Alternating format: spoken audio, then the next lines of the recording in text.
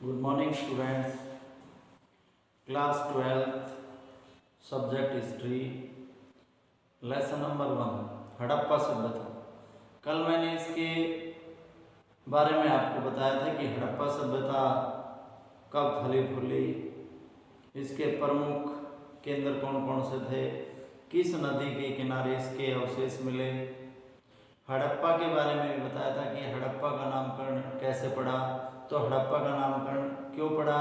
क्योंकि सबसे पहले इसकी खुदाई हड़प्पा में हुई। किसने की? दयाराम साहनी ने। कब की? 1921 में। तो इसका जो सबसे दूसरा महत्वपूर्ण केंद्र है वो है मोहनजोदड़ो।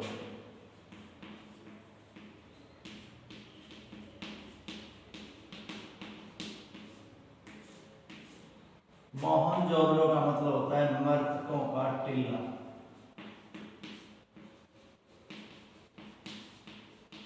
सिंधी भाषा में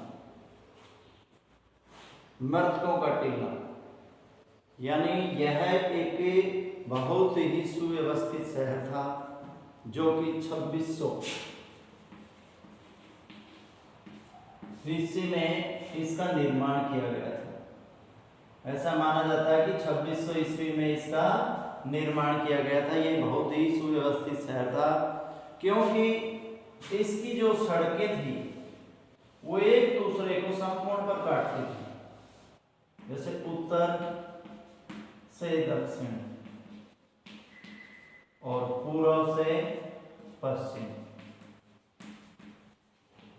इसके दोनों तरफ नगर यानी मकान बने हुए थे इसके दोनों तरफ। तो इससे अनुमान लगाया जा सकता है कि इसकी साफ सफाई की तरफ विशेष ध्यान ये था कि इसमें हवा के माध्यम से ही साफ सफाई हो जाती थी।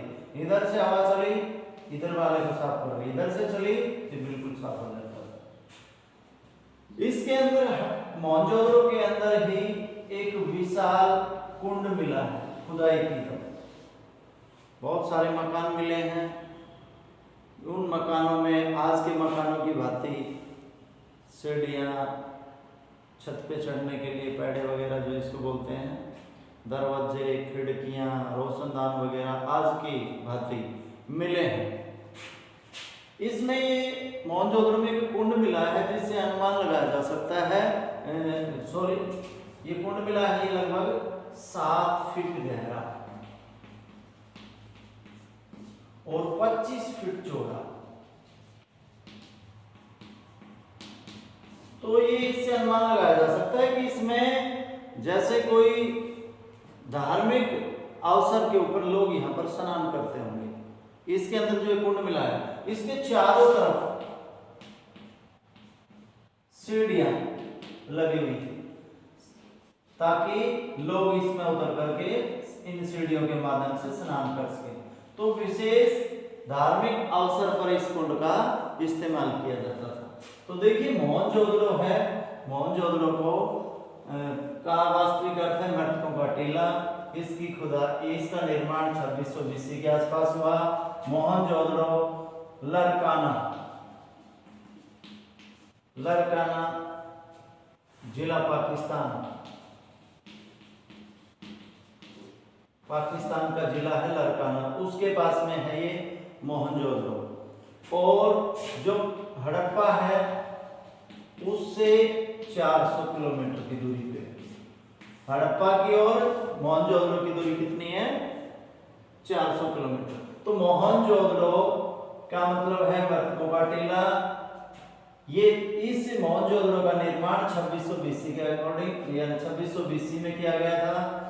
और इसमें मकान या जो गलियां थी वो इस प्रकार बनाई गई थी कि वो एक दूसरे को समकोण पर काटती थी, यानी उत्तर दक्षिण और पूर्व से पश्चिम इस प्रकार बनाई गई थी कि वहां हवा के माध्यम से ही साफ सफाई हो जाती थी।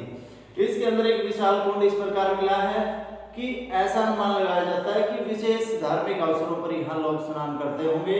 और इस कुंड में जाने के लिए चारों तरफ सीढ़ियां बनी हुई थी। पक्की ईंटों का इसके ऊपर जाल बिछाया गया था और पक्की ईंटों से इसका निर्माण किया गया था और वो ईंटें बहुत ही मजबूत थी। आज ये जो है मोहनजोदड़ो ये 125 एकड़ क्षेत्र में फैला हुआ।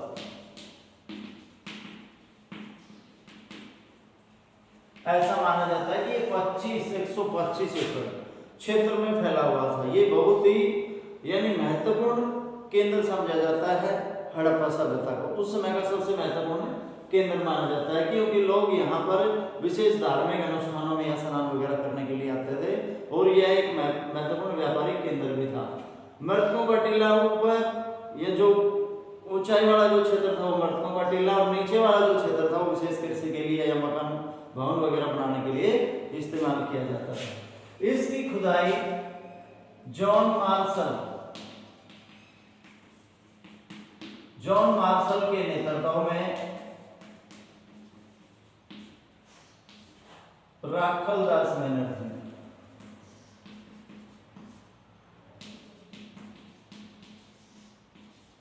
1922 में की।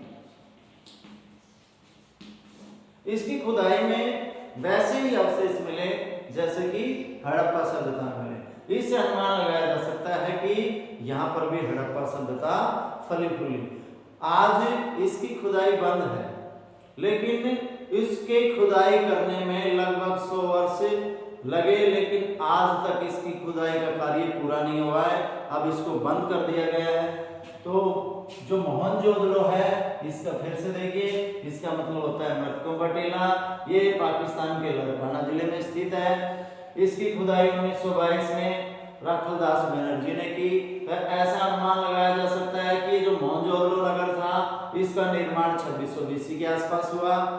इस की जो प्रमुख विशेषता है, इसकी प्रमुख विशेषताओं में यहाँ की जो सड़कें, नालियां और जो भवनों का निर्माण है वो इस प्रकार से किया गया था कि जो सड़कें थी वो उत्तर से दक्षिण और पूर्व से पश्चिम की ओर बनाई गई थी, और इसमें सफाई अपने आप ही हो जाती थी। किसी को सफाई करने की आवश्यकता नहीं पड़ती थी, यानी हवा के माध्यम से यहाँ सफाई हो जाती थी। इसमें एक विशाल कुंड भी मिला है जो कि 7 फुट गहरा और 25 फीट चौड़ा है, जिससे अनुमान लगाया जा सकता है कि यहाँ पर विशेष धार्मिक अनुष्ठानों में लोग स्नान करते होंगे।